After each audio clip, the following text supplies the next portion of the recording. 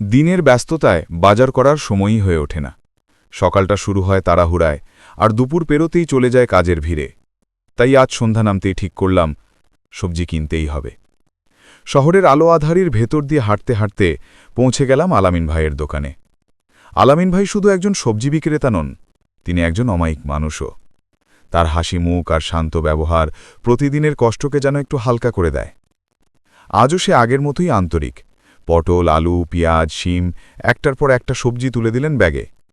আমি বললাম, ভাই, আজ একটু ভালো পটল দেন তো। তিনি হেসে বললেন, আপনার জন্য আলাদা রেখেছিলাম। এই শহরের ভিড়ে এমন মানুষ খুব কমই পাওয়া যায়। আমি দীর্ঘদিন ধরে এখান থেকেই সবজি কিনি। আলামিন ভাইয়ের দোকানে শুধু বাজার নয়, একটুখানি আন্তরিকতা, পরিচিতির এক টুকরো সম্পর্কও কেনা হয় জানো। সন্ধ্যার নরম বাতাস আর ব্যাগ ভর্তি সবজি নিয়ে ঘরে ফেরার সময় মনে হল, শহরের ব্যস্ত জীবনেও কিছু ছোট মুহূর্ত আছে যেগুলো সত্যিই সুন্দর।